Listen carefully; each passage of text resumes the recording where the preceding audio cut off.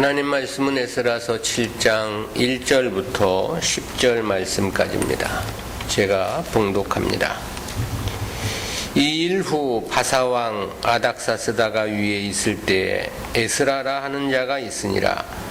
저는 스라야의 아들이요 아사랴의 손자요 hil기야의 증손이요 살룸의 현손이요 사독의 5대손이요 아히두베의 6대손이요 아마랴의 7대손이요 아사랴의 8대손이요 모라요의 9대손이요 스라히야의 10대손이요 우시엘의 11대손이요 붓기의 12대손이요 아비수아의 13대손이요 비느하스의 14대손이요 엘르아살의 15대손이요 대제사장 아론의 16대손이라.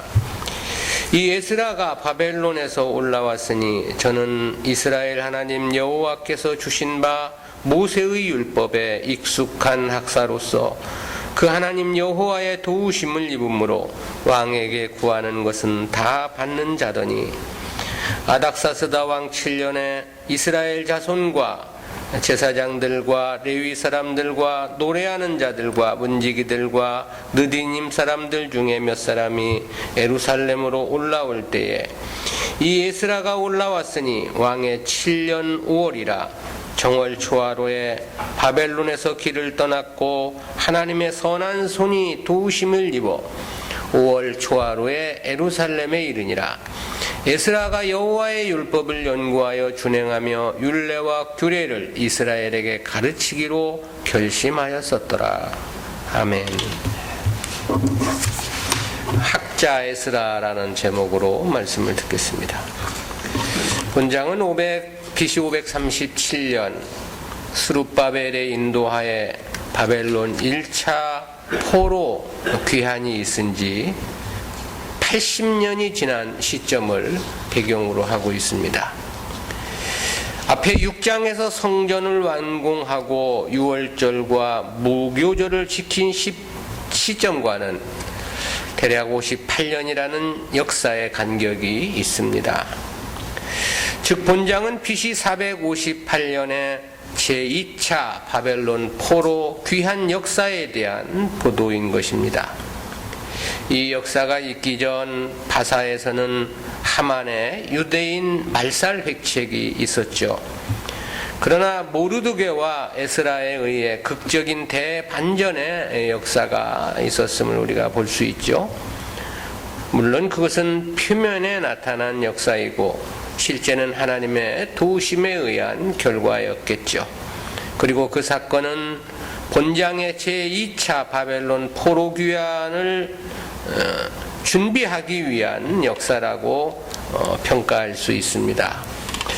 그러니까 에스더서의 사건은 제2차 포로 귀환의 간접적인 배경이라고 그렇게 말할 수 있는 것입니다. 한편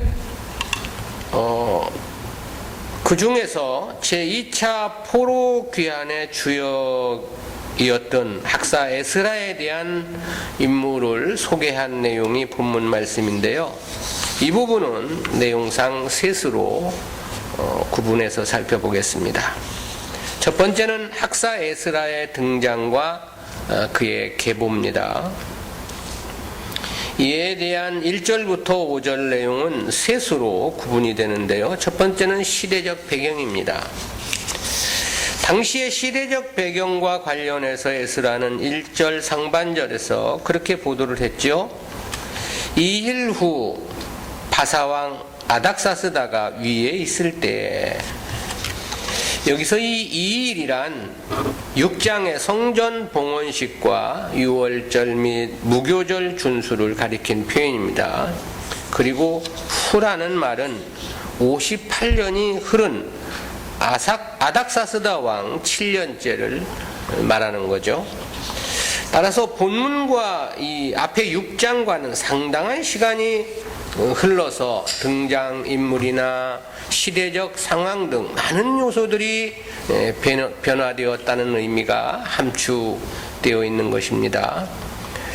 본문에서 소개된 아닥사스다는 에스더서에 나오는 아하수에로의 아들입니다. 저는 느헤미야로 하여금 BC 444년에 제3차 포로 귀환을 허락하고 도왔던 느헤미야 1장 1절에 소개된 아닥사스다와 동일 인물입니다. 또한 저는 본서 4장 7절부터 23절에서 살핀 바대로 사마리아인들의 상소를 받고 예루살렘 성벽 공사 중단을 지시한 왕이기도 하죠.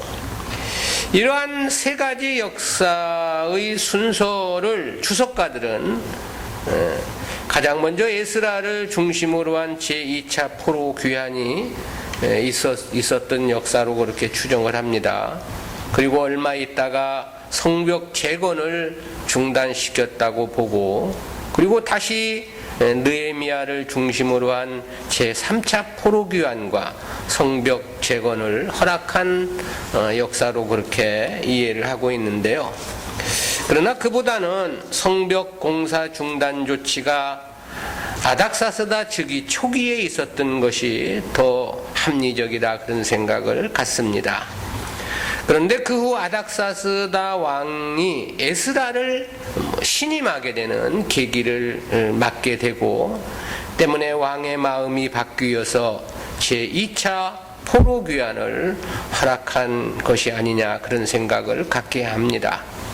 역사의 과정을 보면 가장 먼저 다리오 왕 시대에 성전 재건이 완성됐지요. 성전 완공 직후 이스라엘 백성들은 성벽 재건에 돌입했을 것으로 우리는 앞에서 그렇게 추정을 했었습니다. 근데 그때에는 사마리아인들의 회방은 감히 꿈을 꾸지 못했을 것입니다. 그것은 유다를 향한 다리오 왕의 신임이 너무나 확고했기 때문이었죠. 그런데 다리오 왕이 죽고 그의 아들 아하수에로가 왕위에 즉위하자마자 사마리아인들의 상소가 있었다고 4장 6절에서 우리가 살펴봤죠. 그리고 그로 인해 성벽 재건이 중단되었음을 말씀을 했습니다. 그러나 아하수에로 왕 통치 후반기에 왕후가 에스더였고 총리의 위에 모르도게가 오르게 되잖아요. 때문에 유다는 다시 기회를 얻어 성벽 재건 공사에 돌입했을 것으로 추정을 해볼 수 있습니다. 그렇지만 이때는 역시 사마리아인들이 더 이상 회방이 가능치 않았던 거죠. 왜냐하면 그때는 왕후가 에스더고 총리가 모르도게였기 때문이죠. 그런데 아하수에로가 죽고 그의 아들 아닥사스다가 즉위하자 또다시 사마리아인들의 상소가 있었던 것입니다. 그것은 아하수에로의 경우를 볼 때에도 보면 그렇습니다. 따라서 즉위 초기 아닥사스다는 사마리아인들의 상소를 받고 그 성벽 재건 공사를 중단토록 그렇게 명을 내렸던 거겠죠. 그러나 그 이후 에스라가 왕의 총애를 받으면서 제2차 포로 귀환이 이루어지게 되었던 것 아니냐라는 것, 역사적인 정황을 보면 이렇게 이해를 하는 것이 보다 설득력이 있어 보입니다. 또 제2차 포로 귀환이 아닥사스다 통치 제7년쯤에 이루어졌다는 것을 볼 때도 그렇습니다. 두 번째는 에스라의 인물인데요. 에스라의 인물에 대해서는 1절 중반절에서 에스라라 하는 자가 있었으니 그랬습니다. 즉 자신이 아닥사스다 통치 시기에 현존했던 인물임을 이렇게 소개를 한 거죠. 이 에스라는 여호와께서 도우셨다라는 뜻을 가진 아사랴의 축약형인데요. 에스라는 본서만 기록한 게 아니고 역대 상하를 기록한 인물이기도 합니다. 그만으로도 저는 이스라엘의 지도자적 위치에 있었던 인물임을 우리가 알 수 있고요. 저가 당시 이스라엘의 지도자적 위치였다는 것은 본장 1절부터 6절 내용에서 잘 드러내주고 있습니다. 첫 번째 보면 혈통적 측면을 우리가 살펴볼 수 있겠는데요. 에스라는 하나님 선민에 있어서 가장 핵심 가문이라 할 수 있는 대제사장 아론의 후손이었다고 본문에서 이렇게 소개해주고 있죠. 그동안 이스라엘은 수많은 국가적 위기가 있었습니다. 그런 상황에서 이토록 혈통을 순전하게 지킬 수 있다는 것은 사실 쉬운 일은 아니었을 겁니다. 따라서 에스라가 순수한 아론의 혈통이라는 것은 그것만으로도 이스라엘의 지도자적 위치는 충분했다, 그렇게 볼 수 있을 것입니다. 두 번째는 정치적인 측면인데요. 6절에 보면 에스라가 왕에게 구하는 것은 무엇이든지 얻을 수 있었다고 그렇게 말씀하고 있죠. 그렇다면 저는 당시 고대 근동을 다스리던 황제 아닥사스다의 총애를 받는 인물이었음을 알 수 있죠. 때문에 아닥사스다는 에스라의 귀환을 허락하면서 수많은 제물로 지원해 주는 것을 볼 수 있습니다. 또 현지에서도 필요한 것을 조달받을 수 있도록 조서를 내리기도 했음을 찾아볼 수 있고요. 뿐만 아니라 아닥사스다는 에스라엘의 유다 지역에서 재판관이나 유사들을 세워 다스릴 수 있는 막강한 권력까지도 부여해 주었습니다. 때문에 저는 귀환민들의 지도자로 활약을 했고 성벽 재건을 위한 인력과 자원을 마련하는 중에도 중심적인 역할을 했던 그런 인물입니다. 세 번째는 종교적 측면인데요. 에스라는 스스로를 일컬어서 모세의 율법에 익숙한 학사라고 6절에서 그렇게 자신을 소개했습니다. 아닥사스다 왕의 12절의 표현에 따르면 저는 하늘의 하나님의 율법의 완전한 학자 겸 제사장이라고 그렇게 표현을 했는데요. 이는 단순히 율법에 대한 해박한 지식만을 나타낸 표현이 아닙니다. 그의 신앙의 순수성과 열정까지를 반영한 표현인 거죠. 때문에 저는 율법에 기초한 신앙개혁을 주도한 중심적 역할을 감당하기도 했던 것입니다. 즉 에스라는 혈통적 측면이나 정치적 측면이나 율법의 지식적 측면이나 저의 신앙의 측면에서 선민 이스라엘의 지도자로서 충분한 자격을 갖춘 인물이었다, 이렇게 평가할 수 있는 것이죠. 세 번째, 에스라의 계보와 관련된 말씀인데요. 에스라의 계보는 1절 하반절에서 저는 스라야의 아들이요 아사랴의 손자요 hil기야의 증손이요 그랬습니다. 한글 개역 성경의 번역은 에스라의 부친이 스라야이고 조부가 아사랴이고 증조부가 hil기야인 것처럼 그렇게 번역을 했습니다. 그런데 실제 스라야라는 인물은 바벨론 포로로 끌려갔던 여호사닥의 아버지입니다. 그는 예루살렘이 바벨론에 의해 함락될 당시 대제사장이었습니다. 그때 저는 바벨론 군사에 의해 바벨론 하마 땅 림나로 끌려가 죽임을 당한 것으로 그렇게 성경은 밝혀주고 있죠. 따라서 에스라와 이 스라야 사이에는 130년이라는 세월의 간격이 있는 겁니다. 따라서 한글 개역 성경이 아들, 손자, 증손으로 번역을 했지만 실제는 그럴 수가 없는 거죠. 그 외에도 현손이나 오대손이나 육대손 등 모두가 다 마찬가지입니다. 원어에서 보면 이는 모두 뺀이라는 동일한 히브리어입니다. 이는 아들이라는 뜻도 있지만 자손으로도 그냥 번역되는 그런 단어입니다. 따라서 이 뺀이라는 히브리어는 문맥에 따라서 적합하게 번역을 해야만 하는 단어이지 아들, 손자 이렇게 따로따로 구분되는 게 아니기 때문에 그렇습니다. 그럼에도 에스라와 스라야를 직접 관련된 것처럼 이렇게 기록을 한 것은 당시 족보는 유명한 인물들을 중심으로 기록하는 것이 관례이고 관습이었기 때문에 그렇습니다. 아사랴 역시 에스라의 조부일 수가 없죠. 그렇다면 hil기야 역시도 증조부일 수 없습니다. hil기야는 나의 분깃은 여호와이시다라는 뜻으로서 저는 요시야 왕 시대 성전에서 율법책을 발견했던 대제사장이죠. 그러므로 저 역시 에스라의 증조부일 수 없습니다. hil기야 이후의 족보에 대해서는 2절부터 5절까지 기록이 되어 있는데요. 이 중에 에스라의 8대 조상으로 소개된 아사랴는 솔로몬 시대 대제사장으로 활동했던 사독의 4대 손입니다.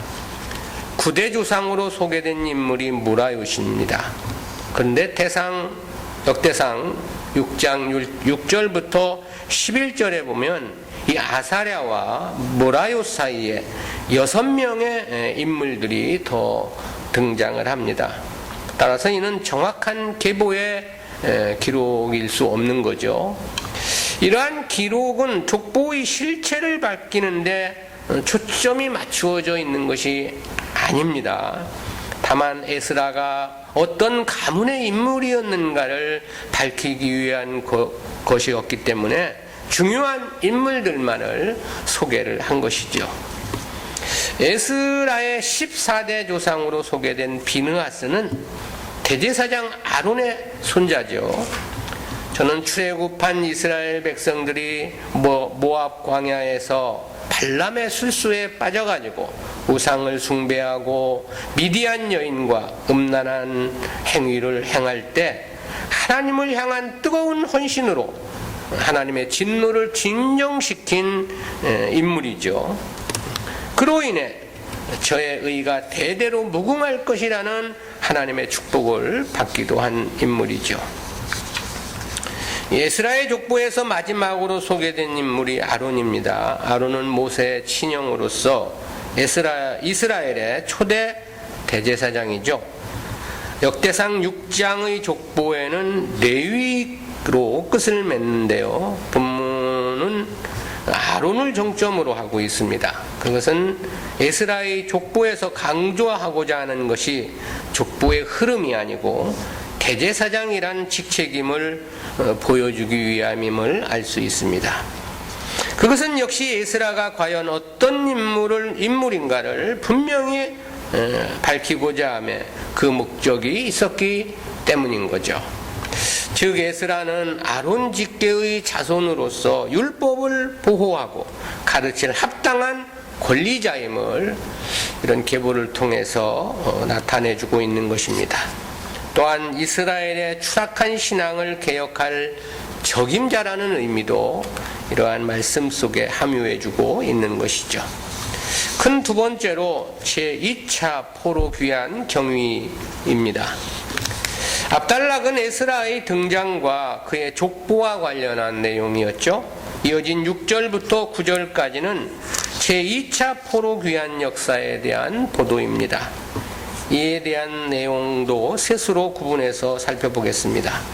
첫 번째는 포로 귀환과 에스라에 대한 구체적인 인물 소개입니다. 이에 대해 에스라는 6절에서 먼저 그렇게 보도를 했죠. 이 에스라가 바벨론에서 올라왔으니 저는 이스라엘 하나님 여호와께서 주신 바 모세의 율법에 익숙한 학사로서 그 하나님 여호와의 도우심을 입음으로 왕에게 구하는 것은 다 받는 자더니. 여기서 이 바벨론은 구체적으로 유프라테스강 하류와 티그리스강 하류의 중간에 위치한 평야지대인 닙부를 가리키는 말입니다. 여기에는 BC 537년 제1차 포로 귀환 때 귀환하지 못한 대부분의 유대인들이 살고 있었던 곳으로 그렇게 전해집니다. 근데 그때 에스라는 1차 포로 귀환 때는 출생 이전이었을 것입니다. 왜냐하면 그때와 지금과는 대략 80년이라는 긴 세월의 간격이 있기 때문인 거죠. 근데 6절에서 에스라에 대해서 이 세 가지 특징을 소개했는데요. 첫 번째는 모세의 율법에 익숙한 학사라고 그렇게 소개를 했습니다. 여기서 이 학사로 번역된 히브리어 소페르라는 단어는 직역하면 쓰는 자, 다시 말하면 서기관이라는 그런 뜻입니다. 구약시대 특히 바벨론 포로 이전 서기관의 직무는 왕실과 국가의 문서들을 관리하거나 율법의 내용을 필사하는 그런 직무를 가진 사람들입니다. 그러던 것이 시간의 흐름에 따라 율법을 해석하고 또 가르치고 적용하는 데까지 그 직무가 확대되게 되었습니다. 이런 서기관의 역할은 포로기와 포로기 이후 그리고 신구약 중간기에 더욱더 중요성을 띠게 되었음을 우리가 성경에서 확인해 볼 수 있겠는데요. 그때 그 서기관의 역할이 그렇게 중요시 여겨졌던 것은 당시는 왕이 없고 선지자들의 역할이 거의 중단된 시대였기 때문이 아니냐 그런 생각을 갖습니다. 남북 이스라엘은 공의 멸망 이후 오랜 기간 동안 공식 국가를 상실한 채 지내왔죠. 그런 형편에 처해 있던 이스라엘에게 이방의 정치, 문화, 사회적인 불가피한 교류는 너무나도 신앙에 위협적인 일이었습니다. 따라서 포로기 이후 서기관들은 율법을 백성들에게 가르치는 일을 감당을 했던 거죠. 그로 인해 여호와의 신앙을 지키고 백성들을 단결시키며 선민 사상의 정체성을 지켜나가고자 했던 것입니다. 이 서기관의 역할과 관련하여 에스라는 이런 역사적 변화의 첫 물꼬를 튼 개척자적인 인물로 평가됩니다. 그것은 저가 귀한 민들에게 모세의 율법을 연구하고 가르쳤다는 것이 그것을 말해주고 있는 거죠. 아울러 저는 바벨론 포로 기간 동안 물들어 있던 이방적 요소를 제거하고 여호와 신앙을 회복하는 개혁의 중심 인물이었기 때문에 그렇습니다. 두 번째는 하나님 여호와의 도우심을 입은 자라고 그렇게 말씀을 했습니다. 이 문장을 직역하면 그의 하나님 여호와의 손이 그의 위에 있었다 그런 뜻인데요. 하나님의 손이 그의 위에 있었다는 어구는 하나님의 영속적인 은혜를 나타내는 문장입니다. 즉 하나님께서 에스라에게 그토록 은혜를 베풀어 주셨고 함께 해 주셨다는 그런 뜻인 것이죠. 세 번째는 왕에게 구하는 것은 다 받는 자라 그렇게 말씀을 했습니다. 이는 하나님의 은혜가 저에게 어떻게 나타났는가에 대한 결론적 어구죠. 저가 무엇을 왕에게 구했는지는 알 수 없습니다. 그러나 일단 바벨론 제2차 포로 귀환을 구했던 것은 분명합니다. 또 포로 귀환을 위한 다양한 도움을 요청했을 것으로 보여집니다. 때문에 성벽 재건을 중단시켰던 아닥사스다 왕이 파격적인 도움을 주었던 것이 아니겠느냐 그런 생각을 갖습니다. 그렇다는 것은 에스라가 얼마나 왕에게 신임이 두터웠는가를 알 수 있고요. 평상시의 저의 삶이 그만큼 아닥사스다 왕의 마음을 감동시켰기 때문에 가능했을 것이라는 생각을 가져보게 됩니다. 성도의 신앙이란 늘 이런 평소의 삶이 중요하죠. 평상시 어떻게 살아가느냐, 이 문제는 자신에게 닥치는 여러 가지 환경과 사건 속에서 하나님의 은혜를 입게 되는 결정적인 조건이 되는 것입니다. 두 번째는 포로 귀한 자들의 명단인데요. 7절에서 그렇게 보도를 했습니다. 아닥사스다 왕 7년에 이스라엘 자손과 제사장들과 레위 사람들과 노래하는 자들과 문지기들과 느디님 사람들 중에 몇 사람이 예루살렘으로 올라올 때에 아닥사스다는 BC 464년에 즉위를 한 왕입니다. 때문에 그의 즉위 7년이라면 BC 458년이 되는 겁니다. 그 해에 제2차 포로 귀환이 이루어졌음을 말씀하고 있는 거죠. 그런데 당시 포로 귀환자들을 여기서 5그룹으로 구분을 해서 밝혀주었습니다. 첫째는 이스라엘 자손과 그랬는데요. 이는 제사장과 레위 지파를 제외한 모든 백성들을 총칭한 표현입니다. 두 번째는 제사장들과 레위 사람들이라고 그랬는데요. 이들은 처음에는 귀환에 동참치 않았던 것으로 보입니다. 그러나 에스라의 강력한 동료로 인해서 귀환 대열에 합류한 것으로 8장에서 그렇게 보도해주고 있습니다. 세 번째는 노래하는 자들인데요. 이들 역시 레위 지파에 속한 사람들입니다. 그리고 네 번째는 문지기들입니다. 이들도 역시 레위 지파죠. 그럼에도 앞에 레위 사람들과 분리해서 소개한 것은 그 직무를 구분하기 위해서 이렇게 기록한 것으로 보여집니다. 다섯 번째는 느디님 사람들이잖아요. 이들은 본래 이방인이었다고 그랬습니다. 그러나 이스라엘 공동체에 들어와 성소에서 봉사하도록 제사장들에게 주어진 성전 노예들입니다. 기브온 족속이나 다른 가나안 부족들이 대부분이었을 것으로 추정됩니다. 포로 이전에는 그 수가 매우 적었는데요. 그런데 포로 이후에는 수백에 해당하는 다수가 있었고 가족 집단을 이루고 있었음도 찾아볼 수 있습니다. 세 번째는 바벨론에서의 출발과 예루살렘에 도착한 시점에 대한 내용인데 이에 대해서는 8절과 9절에서 그렇게 밝혀주었습니다. 이 에스라가 올라왔으니 왕의 7년 5월이라 정월 초하루에 바벨론에서 길을 떠났고 하나님의 선한 손에 도우심을 입어 5월 초하루에 예루살렘에 이르니라. 8절은 예루살렘에 도착한 시점을 밝힌 서론적 표현이고요. 그리고 이어진 9절이 바벨론에서 출발한 날짜와 예루살렘에 도착한 날짜를 보다 정확히 보도해 준 말씀이죠. 기록된 말씀에서 보면 대략 4개월이 걸린 셈입니다. 정월 초하루에 출발해서 5월 초하루에 도착했음을 말씀했기 때문입니다. 근데 8장의 기록에서 보면 당시 제사장이나 레위인들의 참여가 너무나 빈약했다고 했습니다. 또 무사 귀환을 위한 금식 기도를 했다고 이렇게 밝혀주고 있고요. 따라서 거기 보면 금식 기도를 하고 레위인들을 귀환에 합류시키기 위해서 걸린 시일이 10하루가 걸렸음을 보게 됩니다.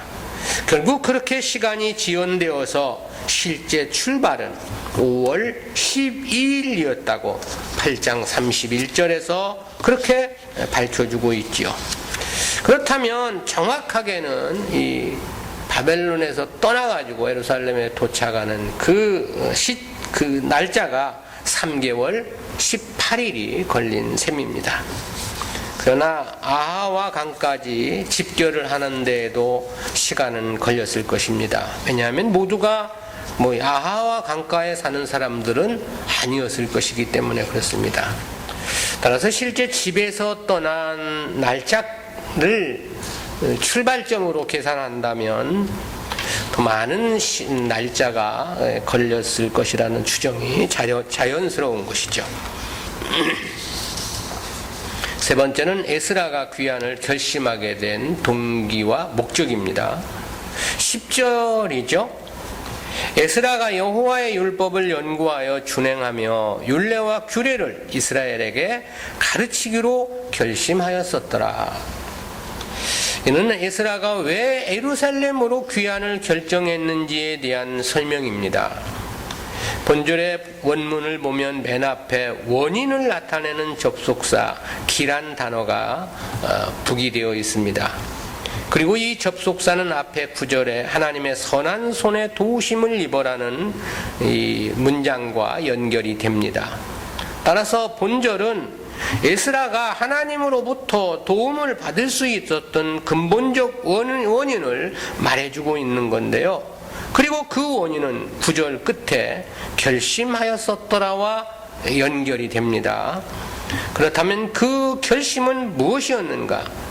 이에 대해서 세 가지를 말했습니다. 첫째는 율법을 연구하는 일이고, 두 번째는 율법을 준행하는 일이고, 세 번째는 율례와 규례를 이스라엘 백성들에게 가르치는 일이라고 말했습니다.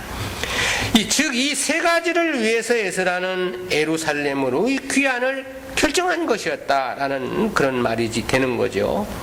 그리고 이러한 의로운 뜻을 품고 결심을 했기 때문에 하나님의 선한 손에 도우심이 있었다고 그렇게 증언을 하고 있는 것입니다. 하나님의 특별한 도우심은 원인 없이 주어지는 것은 없는 것입니다. 달라고 해서 주어지는 것 역시 결코 아닌 것입니다. 반드시 상응한 전제가 있어야만 하는 것입니다. 성도가 복을 달라고 하기 이전에, 무엇을 구하기 이전에 복을 받을 만한 삶을 살아야 하는 근본적인 이유인 것입니다. 하나님은 공의에 있어서도 완전한 분으로서 그의 도우심은, 그의 상응한 대가가 반드시 요구되는 것이기 때문에 그렇습니다. 여기에 우리가 무엇을 구한다는 것도 함부로 이야기를 해서는 안 되는 것은, 구하기 전에 먼저 우리 스스로들을 돌아보아야 하는 것이죠. 내가 하나님의 뜻대로 바르게 살아가지도 않으면서, 주님을 위해 무언가를 행치도 않으면서 그저 구한다는 것은, 그것은 그냥 허공에다가 날리는 이야기에 불과한 것이거든요. 에스라가 이러한 선한 뜻을 갖고 그동안 하나님 앞에 바른 삶을 살지 않았다면 하나님의 선한 도우심이 있었겠느냐라는 것이죠.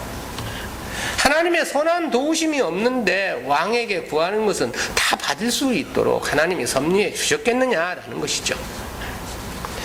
때문에 우리는 무엇을 구하기 전에 먼저 우리가 하나님의 뜻에 합당한 삶을 살기 위해 최선을 다해야 됩니다.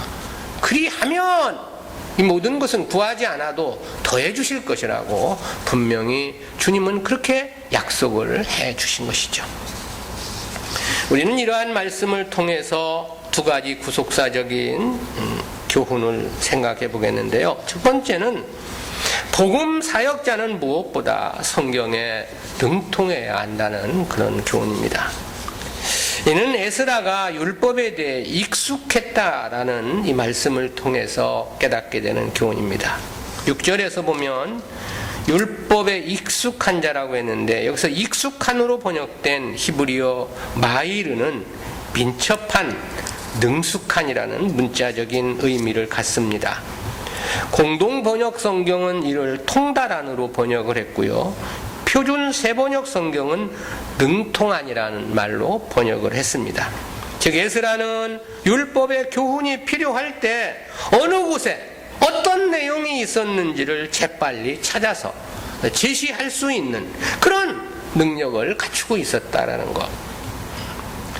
또 그 내용이 어려워 해석이 필요할 경우 신속히 그 뜻을 풀어낼 수 있었다라는 뜻이기도 합니다. 그만큼 율법을 꿰뚫고 있었고 깊숙이 이해하고 있었다라는 것. 사실 하나님의 말씀을 전하는 사역자라면 모두가 이러해야 하는 거 아니냐, 그런 생각을 갖습니다. 왜냐하면 자신도 알지 못하면서 다른 사람에게 성경을 가르친다고 하는 것은 말이 안 되는 일이기 때문에 그런 것이죠. 그래서 이와 관련해서 주님은 그런 말씀을 하신 바 있습니다. 마태복음 13장 52절입니다. 예수께서 가라사대 그러므로 천국의 제자된 서기관마다 마치 마치 새 것과 옛 것을 그 곳간에서 내오는 집주인과 같으니라. 어떤 집주인의 비유를 통해서 복음 사역자의 역할을 교훈해 주신 말씀이죠. 집주인은 자기 집 창고에 무엇이 어디에 있는지를 정확히 알고 있는 거죠. 그러므로 필요할 때 필요한 것들을 즉시 꺼내가지고 적당하게 활용을 하는 거죠. 만약 의인이 다른 집의 곳간이 들어가 어떤 물건을 찾고자 한다면 많은 시간이 소모되겠죠. 왜냐하면 무엇이 어디 있는지 외인이기 때문에 알 수 없기 때문에 그렇습니다. 무슨 뜻이냐? 천국의 서기관, 즉 복음을 맡은 자가 성경에 대해서 그만큼 능통해야 한다, 그런 뜻이죠. 그런데 바로 에스라가 그런 인물이었다라는 뜻입니다. 성경 어디에 어떤 말씀이 있는지 알아야 하죠. 그리고 보다 중요한 것은 그에 대한 정확한 이해가 요구되는 것입니다. 그래야만 어떤 사건, 어떤 상황이라 하더라도 성경을 통한 정확한 해석과 적용이 가능하기 때문에 그렇죠. 무엇보다 성경을 많이 읽어야만 하는 이유이기도 합니다. 읽어야 알 수 있지 않겠습니까? 뭐가 어디 있는지. 어떤 사람은 성경 몇 번 읽었냐면 자기는 몇 번 못 읽었다고. 왜 못 읽었냐고 물어보면 읽다 보면 깊이 생각하다 보면 읽을 수가 없었다, 이런 얘기를 하는 사람들을 제가 종종 만나봤었는데요. 그렇게 읽으려 해가지고는 그야말로 성경이 어디 있는지 아무것도 알 수 없죠. 그냥 읽어야 합니다. 그냥 이해를 다 어떻게 읽으면서 그것을 이해를 다 하겠습니까? 무조건 읽어야 되는 거죠. 그리고 배우는 일에도 열과 성의를 다해야 하는 거고요. 성경은 사실 평생을 배워도 모든 분야에 능통한다는 것은 불가능한 일이 아니냐, 저는 그런 생각을 해보게 됩니다. 작년에 제가 성경을 15번을 읽었고 듣는 것을 8번을 들었는데 금년에는 금주에 15번을 읽을 것 같습니다. 한 2, 3일이면 신약 성경을 다 읽게 되니까 금년에는 작년보다 내가 좀 더 읽어봐야지라고 생각을 해서 좀 더 열심히 작년보다는 읽었는데요. 어디 갈 일도 없으니까, 중국에 왔다 갔다 하는 일들도 없으니까. 근데 어쨌든 우리가 성경을 시간 나는 대로, 아니면 시간을 만들어서라도 이렇게 읽어야 하는 것은 읽어야만 알 수 있고, 그렇게 무엇인가를 알고자 노력할 때 또 하나님의 선하신 도우심의 역사가 있는 거죠. 하지도 않으면서 어디서 어떻게 이해를 하고 바른 성경을 해석할 수 있겠습니까? 성경은 인간의 지혜로 되는 것이 아니라 하나님의 은혜 속에서만 깨달을 수 있기 때문에 그래서 더더욱 그런 거죠. 두 번째는 참신앙은 자신을 희생하는 열매로 나타난다는 교훈입니다. 그것은 에스라가 귀환의 길을 선택한 사실에 함유된 교훈입니다. 저는 특별히 아닥사스다 왕에게 총애를 받는 인물이었다고 했습니다. 때문에 바사에 남아 있었다면 바사의 관리로서 누구보다도 평안한 삶을 영위할 수 있었을 것입니다. 저는 왕에게 원하는 것은 무엇이든 받을 수 있는 인물이었기 때문에 더더욱 그랬겠죠. 그러나 저는 율법을 연구하고 동족들에게 율법을 가르치기 위해 고난의 길임을 알면서도 예루살렘으로의 귀환을 선택한 것이었습니다. 당시 1차 귀환민들을 보면 성전을 완공하고 성벽 재건에 돌입한 것으로 보입니다. 그러나 아하수에로 왕 당시 사마리아인들의 방해로 공사가 중단되었다고 했죠. 저들의 신앙은 거기까지가 전부가 아니었느냐, 그런 생각을 해보게 됩니다. 계속되는 어려움에 지쳐버렸는지도 모릅니다. 때문에 이방인들의 통혼이 공공연하게 자행되었음을 에스라는 지적을 했던 것이고요. 또 같은 유다 백성을 종으로 삼는 경우들도 생겨졌음을 이어지는 성경을 통해서 확인할 수 있습니다. 어렵게 1차 포로 귀환이 이루어져 성전도 완공은 되었지만 신앙은 급속도로 나태해지고 타락해졌던 것이지요. 당시 이러한 예루살렘의 사정을 에스라는 파악을 했던 것으로 사료됩니다.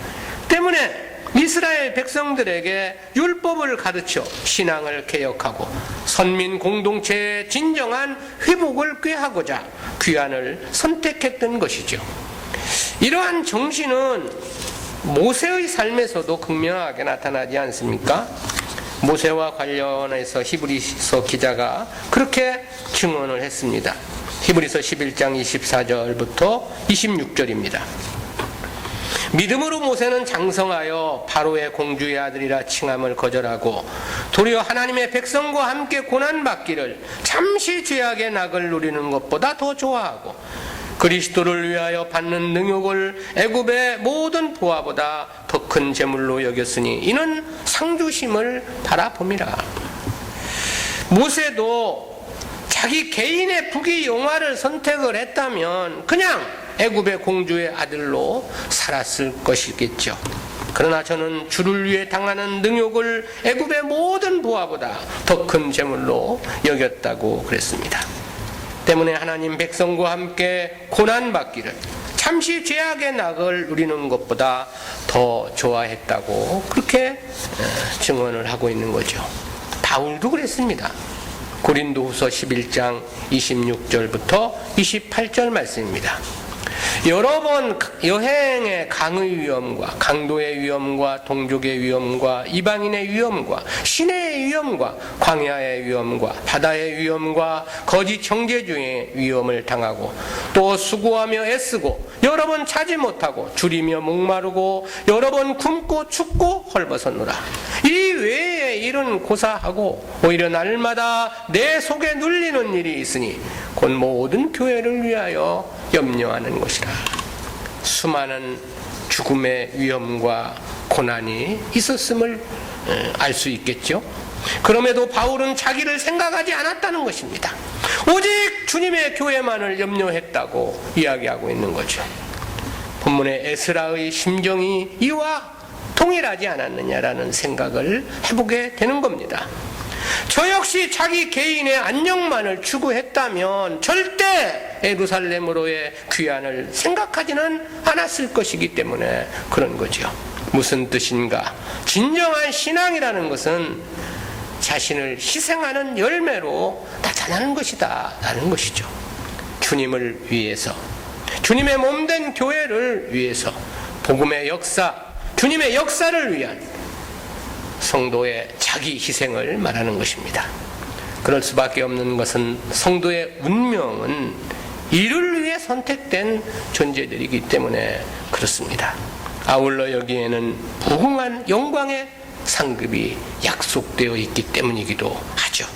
즉 주님을 위한 희생보다 자기에게 더 큰 축복은 없기 때문에 그런 것이다 라는 것입니다.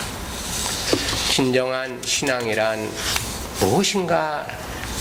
그것은 말로 되는 건 아니고 주님을 위한 자기 희생으로 나타나는 것이다.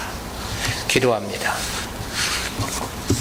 사랑의 하나님, 은혜를 감사합니다.